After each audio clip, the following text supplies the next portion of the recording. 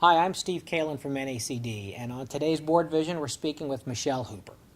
Michele serves on the NACD Board of Directors, is a faculty member at our Director Professionalism courses, has served on numerous corporate boards, works with the Senate for Audit Quality, and is the President and CEO of the Directors Council. Michele is a real powerhouse in the boardroom, and we're delighted to have her with us on BoardVision. Today our topic is skepticism in financial reporting. Let's start with how to exercise it effectively. Steve, thanks for having me. It's great to be here today. Let's jump right in. Professional skepticism is usually a concept used with auditors, but we believe it is an appropriate approach to the work of all participants in the financial reporting supply chain. We naturally believe that the companies with which we are associated have integrity and are therefore predisposed to trust management and each other. But skepticism doesn't mean that you have a lack of trust. Without some degree of skepticism, directors may not pose the simple, probing questions that can get at the assumptions behind a particular issue. Simply put, directors need to trust, but verify. Michele, I'm going to be skeptical about skepticism here.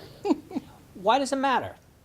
You know, recently the Center for Audit Quality said that skepticism throughout the financial reporting supply chain increases not only the likelihood that fraud will be detected, but also the perception that fraud will be detected, which reduces the risk that fraud will be attempted. I would also add that asking questions or skepticism has benefits beyond financial reporting. Take strategy, for example. If a company's CEO presents a glowing report on a new product line, a director might probe for details about the risks or the competitive response. That's skepticism in action. Michele, that's a great boardroom example. Now, they say skepticism is for everybody.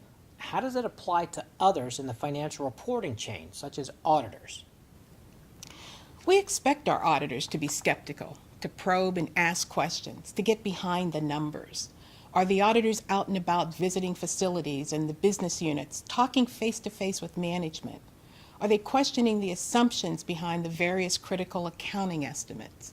Or are they just sending email inquiries and making phone calls? With respect to management and the boardroom, we are not saying that we just are sitting there rubber stamping all that comes before us, just that we can do a better job knowing what, when, and with whom to raise questions. Trust is important in a relationship, and when someone feels that they're not being trusted, this can be upsetting. It's basic human psychology. How, as a director, can you deal with this as you exercise healthy skepticism? You know, Steve, you said a key word, healthy. We're not talking about micromanaging or being abusive. We're talking about asking sometimes tough questions, but without being disrespectful. And some, including fraudsters, would say that it really is about moving beyond the first question to probe deeper with follow-up questions. Good point, Michele. I think the key points here are that skepticism means opening your eyes. You can trust, but you must verify. Everyone in the financial reporting chain has a role in exercising it. External auditors, internal auditors, financial executives, and of course, directors. For directors, skepticism doesn't just apply to financial reporting. Strategy is another domain where it's needed. And finally, there's an effective way to exercise it. You can be tough, yet respectful. That's a great summary, Steve. Michele, that was great. Thanks a lot. For Michele Hooper and NACD, I'm Steve Kalan, and this is BoardVision.